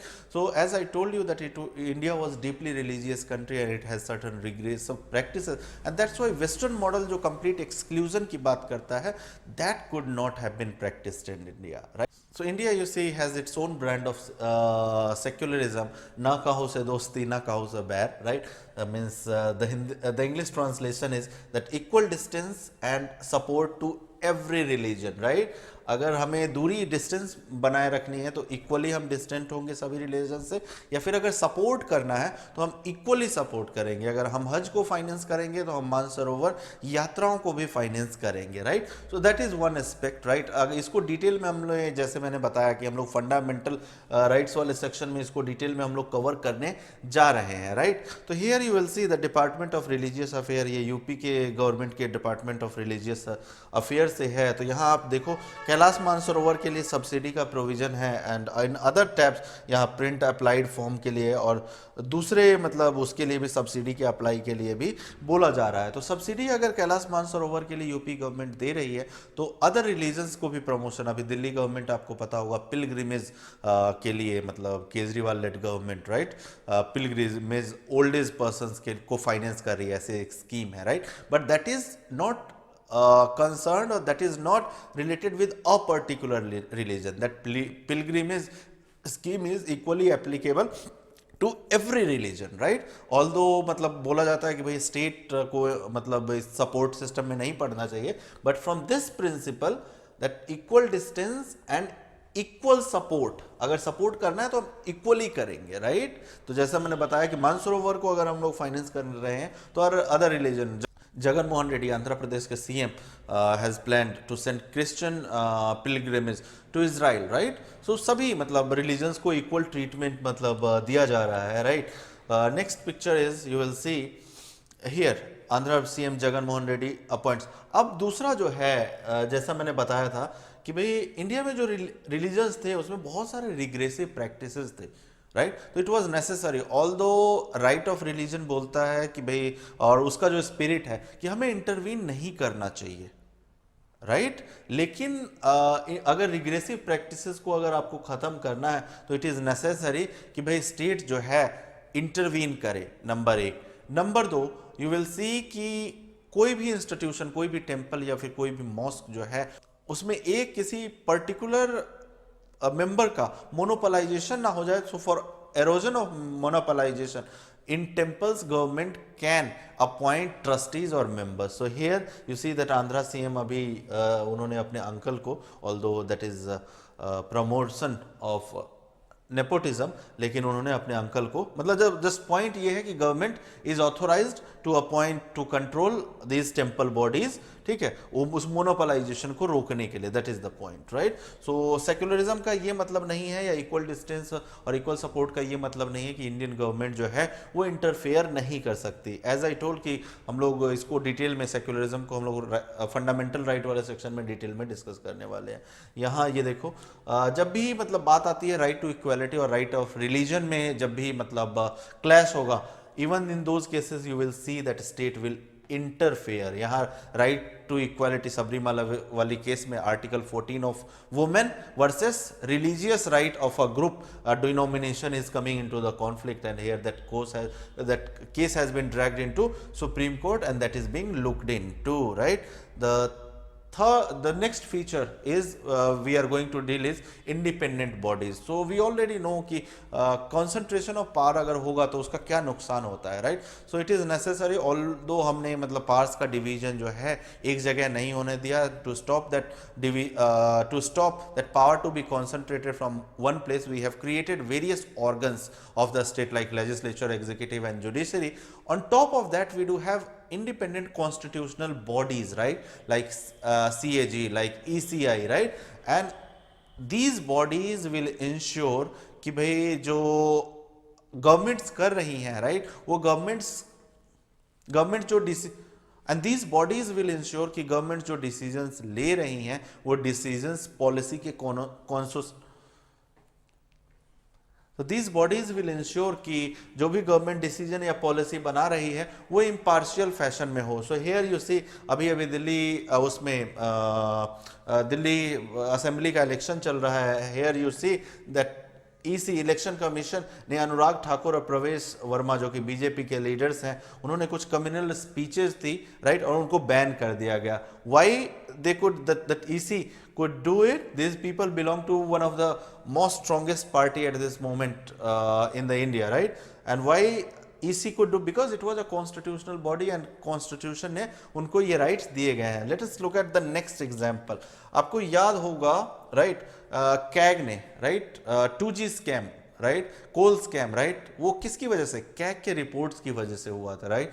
And the consequences are कि जिस पार्टी पे ये एलिगेशन लगा था वो पार्टी अभी तक पिछले 2 टर्म्स में, 2 लोकसभा टर्म्स में 50 नहीं क्रॉस कर पाई है। So this is the beauty of our independent constitutional bodies कि उनके रिपोर्ट्स की एक क्रेडिबिलिटी होती है, राइट, एंड टू अवॉइड, है ना, वो फाइनली करते क्या है कि कॉन्सेंट्रेशन ऑफ पावर को जो है वो कहीं ना कहीं वो ब्रेक करते हैं। Although again as I said कि भाई इंडिपेंडेंट बॉडीज को हमें कॉन्स्टिट्यूशनल बॉडीज वाले सेक्शन में, राइट, उसको डिटेल में देखना है, तो यहाँ हम लोग ज़्यादा डिटेल में नहीं जा रहे हैं, राइट। एंड जैसा कि मैंने पहले भी प्रॉमिस किया था कि भाई बहुत सारे ऐसे फीचर्स हैं like DPSP, like fundamental right, जो कि हम डिटेल में नहीं रादर देखने ही नहीं वाले हैं, because we already have spent enough time, disproportionate amount of time on other features like parliamentary form of government, federal system, right, judiciary कैसे इंटीग्रेटेड है, on all those feature, because वो चीज़ें बाद में नहीं आती, राइट। लेकिन ये डीपीएसपी वगैरह, सिंगल सिटीजनशिप, इस पे भी डेडिकेटेड चैप्टर है, बट इसमें थोड़ा सा देख लेते हैं। एक्चुअली यूएस में आप देखो तो यूएस ने अपने सिटीजन्स को ड्यूअल सिटीजनशिप दे रखा है, वो स्टेट के भी सिटीजन है और वो नेशनल गवर्नमेंट के भी सिटीजनशिप है, but that is not the case here. Citizenship part 2 में आर्टिकल 5 to 12 आप देखो, 5 to 11 आप देखोगे, सिटीजनशिप से डील किया है। And in India we do have single citizenship, जैसा कि यूके में है, और सिटीजनशिप का जो कॉन्सेप्ट है यूके से ही हमने ड्राइव किया है। सो जो सिंगल सिटीजनशिप क्यों रखा गया होगा, सिंगल सिटीजनशिप भाई to promote what you call unity and fraternity in the citizens. और उस टाइम जो रीजनलिज्म और जो फ्रूगल एक स्टेट ऑफ अफेयर था उस टाइम जब हम इंडिपेंडेंट मिला था, तो उसको अवॉइड करना था कहीं ना कहीं, राइट। एक सेंस ऑफ बिलोंगिंगनेस लानी थी। सो इट वाज नेसेसरी कि हम जो ये प्रोविंसेस हैं, राइट, प्रोविंसेस के टुवर्ड्स उतना एलिजियंस लोगों का ना लाके एक सेंट्रल फिगर की तरफ, जो कि न्यू दिल्ली था, सेंटर था,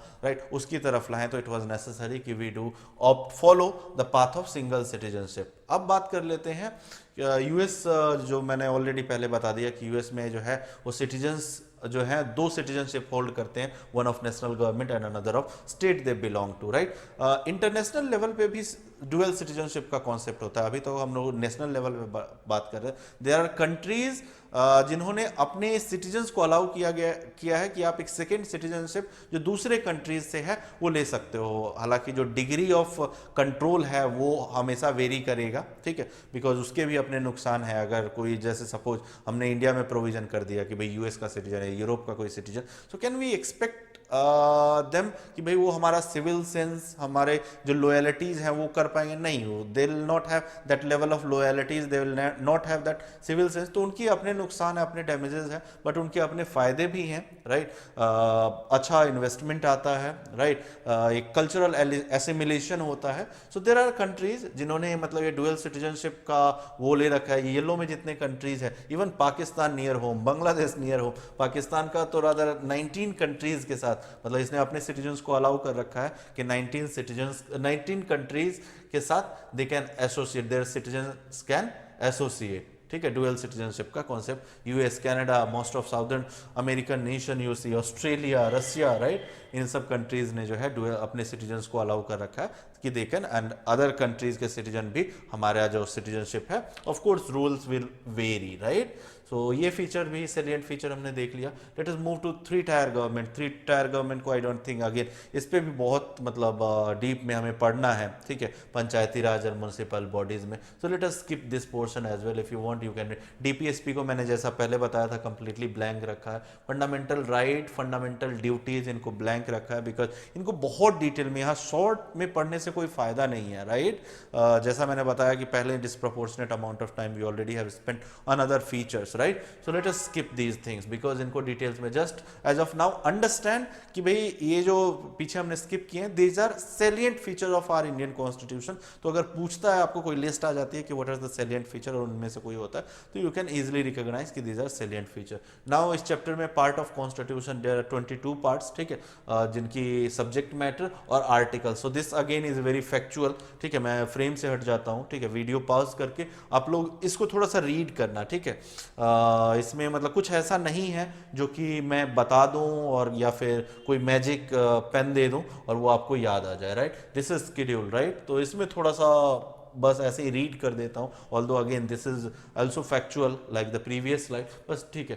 फर्स्ट शेड्यूल में क्या है, name of the state and their territorial jurisdiction. Second schedule में इमोल्यूमेंट्स के बारे में डिस्कस किया हुआ है, प्रेसिडेंट के, गवर्नर के, स्पीकर, डिप्टी स्पीकर के, आपके लोकसभा एंड ये एलएस मीन्स लोकसभा, ये शॉर्टकट में मैंने लिखा क्योंकि लक्ष्मीकांत में बहुत बड़े पोर्शन में है तो वो बल्कि हो जाता है, देखने में भी फिर साइकोलॉजिकल प्रेशर बनता है। तो ये यहाँ थोड़ा सा ऑर्गेनाइज फैशन में प्रेसिडेंट और गवर्नर अलग अलग लिखे हुए हैं, मैंने एक साथ कर दिया है। सेकेंड शेड्यूल में फिर से रिपीट कर रहा हूँ, इमोल्यूमेंट, अलाउंस एंड प्रिविलेजेस मेंशन है। किसके किसके? तो प्रेसिडेंट एंड गवर्नर के, speaker and deputy speaker of Lok Sabha and corresponding legislative assembly state की, ठीक है। तो स्पीकर एंड डिप्टी स्पीकर, ये 4 पोस्ट हो गई, लोकसभा में भी और लेजिस्लेटिव असेंबली में भी। Chairman and deputy chairman of Rajya Sabha and corresponding legislative council, जजेस of the supreme court and high court and CAG. तो इन सब अथॉरिटीज की जो है वो emolument and allowances and privilege, इसका भी बहुत क्रिटिसिज्म हुआ था। There is no point of mentioning salaries like 5000, ठीक है, आज का 5000 जो आप 1950 में मेंशन कर रहे हो, right, that can be 500 tomorrow, right, और day after tomorrow that can be 5 rupees. आपको चेंज करना पड़ेगा बहुत जल्दी जल्दी।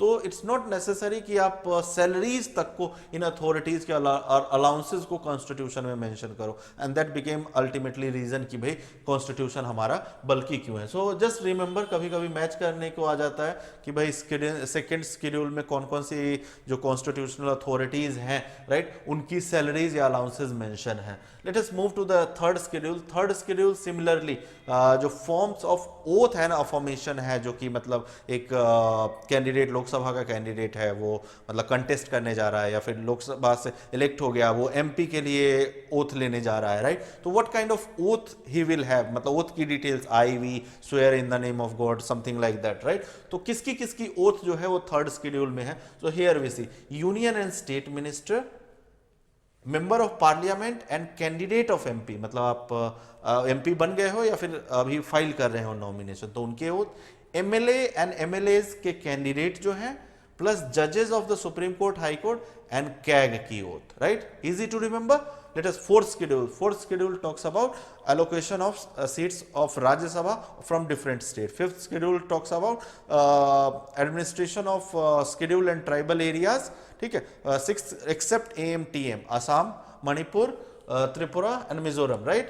सो इन सिक्स शेड्यूल इन चारों स्टेट जो अभी मेंशन किया उनके एडमिनिस्ट्रेशन की बात करता है। Seventh schedule distribution of power, ठीक है, जो लिस्ट है आपकी जिस पे लेजिस्लेट होना है उस पे। Eighth schedule talk about official language. Ninth schedule दो सब्जेक्ट्स जो कि इस बकेट में अगर डाल दो, ठीक है, तो रिव्यू नहीं होंगे, मतलब जुडिशियल रिव्यू से इम्यून रहेंगे। हालांकि केशवानंद भारती 1973 में उसने चेंज किया चीज़ों को, right, and he finally said कि 1973 24 अप्रैल 1973 से पहले जो भी केसेस मतलब है उनको रिव्यू नहीं किया जाएगा, उसके बाद के केसेस को रिव्यू किया जाएगा। तो इसका इतना ज़्यादा रेलिवेंस नहीं रह गया है। अब सिर्फ एक पॉलिटिकल स्टेटमेंट बनाने की, हाँ फाइनली मतलब एक इलेक्टोरेट को खुश करना है तो आपने रख दिया 9th शेड्यूल, हमने ये एक्ट बनाया 9th शेड्यूल में रख दिया है, तो just for political statement to show the electorate, otherwise judiciary at any moment है ना can review. 10th schedule talks about anti defection, ठीक है। 11th schedule and 12th schedule talks about Panchayati Raj and municipalities that are created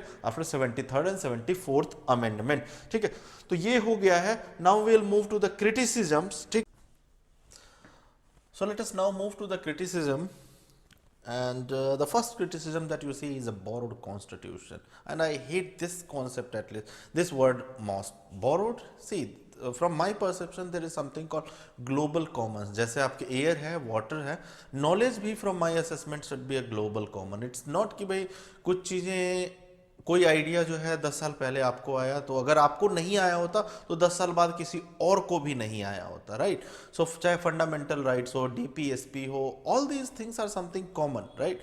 second thing, second response to this borrowed constitution is, see ठीक है, मतलब हमने थोड़ा बहुत इंस्पिरेशन लिया है, I will not use the word copy, ठीक है, वी टुक इंस्पिरेशन, ठीक है, लेकिन ऐसा नहीं है कि कंप्लीटली, जैसे फंडामेंटल राइट यू सी कि हमने यूएसए से लिया, लेकिन प्रेसिडेंशियल सिस्टम जो है वो यूएसए में था, we did not copy that, right, we went for parliamentary, presidential system को डिस्कार्ड करके पार्लियामेंट्री सिस्टम ऑफ यूके के लिए हम गए, राइट।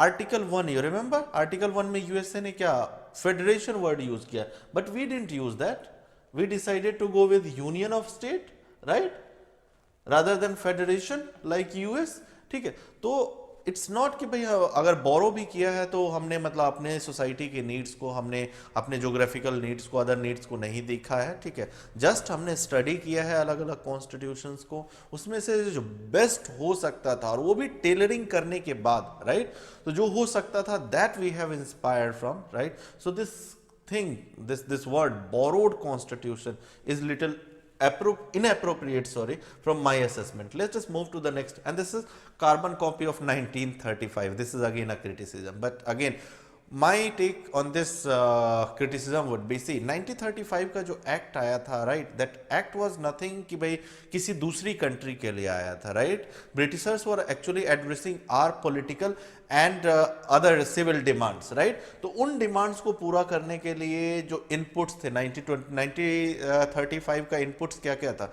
1928 में जो नेहरू जो रिजोल्यूशन लाए थे, राइट, एक कॉन्स्टिट्यूशन नेहरू मोतीलाल नेहरू लाए थे, right. Then you had round table conference, right. Then you have Simon commission भी आके इंडियन से इनपुट ले. तो 1935 was nothing but about fulfilling the demands, political and civil demands of Indians, right. तो अगर वो इंडियंस की नीड्स को ही फुलफिल करने ये एक्ट आया था, राइट, तो 90 जो हम कॉन्स्टिट्यूशन बना रहे हैं ये कार्बन कॉपी तो होगा ही ना, राइट. तो उसको बोरोड हम नहीं बोल सकते. इट्स जस्ट कि भाई कॉन्स्टिट्यूशन इस पे बिल्डअप हुआ है. Please understand the difference between borrowing and buildup, right. तो मेरा असेसमेंट वही होगा कि 1935 को हमने कॉपी नहीं किया है. एक्चुअली 1935 हमारा ही मतलब हमने ही इनपुट दिया था और उस पर एक बिल्डअप है. Let us move to the next criticism, and the next criticism is that it is of elephantine size. Let us agree with this thing. ठीक है भाई, हमने कुछ भी जो है किसी की डिस्क्रिप्शन के लिए नहीं छोड़ा, right. The kind of political environment today, take the example of अभी जो सबसे नेक्स्ट मतलब पार्टी है लोकसभा में, राइट, कांग्रेस, राइट. उसको 2 बार से अपोजिशन की सीट जो है वो नहीं मिल रही है. Why? Because of that 1/10 convention कि भाई 1/10 जो है लोकसभा की सीट वो जिसके पास होगा, राइट. तो वो बहुत वेगली लिखा हुआ है कॉन्स्टिट्यूशन में कहीं भी एक्सप्लेन. तो एक वेगनेस आपने एक लूप होल छोड़ा और उसका फायदा कोई ना कोई उठा रहा है, right. So it was necessary कि भाई जो पॉलिटिकल एनवायरनमेंट इंडिया में है, अगर सिर्फ बल्कि भाई ऐसा तो है नहीं कि हमें डेली बस्ता उठा के लेके चलना पड़ रहा है, राइट. तो अगर बल्कि होने से क्लैरिटी आती है, कोई लूप होल्स बंद हो रहे हैं, तो it's fine to have a बल्कि constitution rather than having a 7 page और 10 पेज कॉन्स्टिट्यूशन, राइट, जिसमें कंप्लीटली वेगनेस हो. फिर जुडिशरी का रोल, भाई क्यों यूएस कॉन्स्टिट्यूशन जो है, सॉरी यूएस का जो जुडिशरी है वो आज क्यों पावरफुल हो गया है? It is powerful because of this thing. You have only 10 articles, so most of time when you have problem you have to run to judiciary for the interpretation of the spirit of the constitution कि भाई आप spirit थोड़ा सा क्योंकि judiciary जो है वो किसी भी कंट्री में, राइट, मोस्ट क्रेडिबल इंस्टीट्यूशन मानी जाती है. आज भी सुप्रीम कोर्ट का जजमेंट हमारी कंट्री में बाईपार्टिशनली एग्री किया जाता है, चाहे कांग्रेस हो, चाहे बीजेपी हो, चाहे कोई भी पॉलिटिकल पार्टी हो. एटलीस्ट लास्ट में आगे ठीक है सुप्रीम कोर्ट जो बोल देगी विल कंसीडर दैट. तो similarly with the US, you made the constitution of 4 pages and 10 articles, and the result is that judiciary today is disproportionately stronger, right. तो वो चीज हमने मतलब हमारे जो कॉन्स्टिट्यूशन असेंबली के मेंबर्स थे उन्होंने नहीं किया. उन्होंने ठीक है एडमिनिस्ट्रेटिव डिटेल्स डाले, इससे सिविल सर्विसेज की रिक्रूटमेंट कैसे होगी, सारी लेजिस्लेटिव डिटेल्स. तो we should be rather thankful instead of criticising. Okay, so fine. So इस चैप्टर को हम लोग यहीं अभी ख़त्म करते हैं. अगर आपके पास किसी तरह का अभी कोई डाउट है तो प्लीज़ लेट मी नो. ठीक है, ये आई नो कि चैप्टर जो है वो थोड़ा सा लेंदी हुआ है, ठीक है, बट बिकॉज कि डिटेल में बहुत ज़्यादा मतलब इसको लिया गया है, that's why it has been lengthy. अभी के लिए बाय बाय, थैंक यू.